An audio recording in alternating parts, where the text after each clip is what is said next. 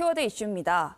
집안에만 틀어박힌 채 가족 이외 사람들과는 인간관계를 맺지 않고 보통 6개월 이상 사회적 접촉을 하지 않는 사람들을 은둔형 외톨이라고 부르죠.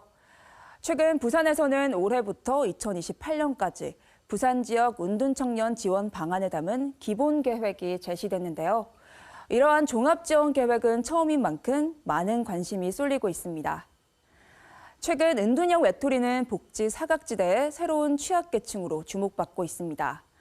혼자 고립돼 있다가 극단 선택을 하거나 범죄를 일으키는 등의 문제가 빈번하게 발생하고 있기 때문이죠. 은둔형 외톨이는 다양한 원인으로 무욕구와 무기력에 휩싸여 일상생활의 대부분을 방 안에서 보내는데요. 특히 청년 은둔형 외톨이가 문제입니다.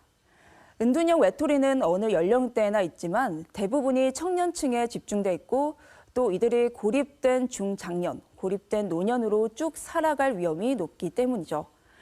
지난해 12월 정부 발표에 따르면 국내 고립 은둔 청년은 54만 명에 달할 것으로 추정됩니다.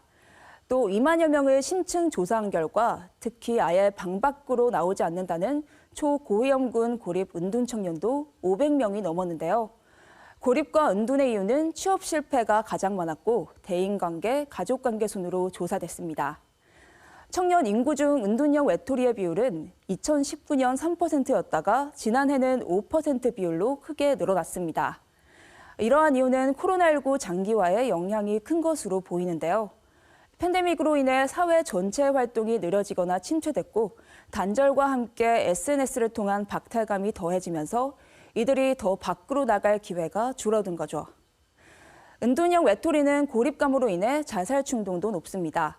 정부 조사에서는 4명 중 3명이 극단적인 선택을 생각한 적이 있다고 답했고 이는 일반 청년의 33배에 달합니다.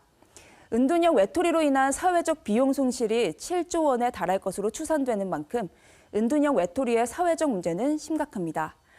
이에 정부는 비대면 도움 요청 창구 마련과 고립 은둔 청년 상시 발굴을 위한 센터 설치 등의 대책 마련에 나섰습니다.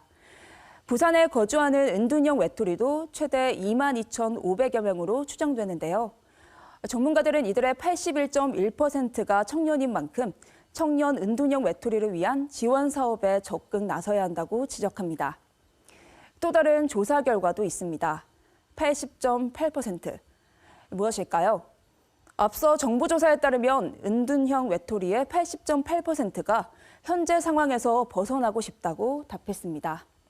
그만큼 은둔형 외톨이에 대한 도움은 절실한데요. 방 안으로 스스로를 가둔 은둔형 외톨이. 그들이 문을 열고 세상 밖으로 나올 수 있도록 우리 사회의 세심한 노크와 고민이 함께 필요해 보입니다. 키워드 이슈 전해드렸습니다.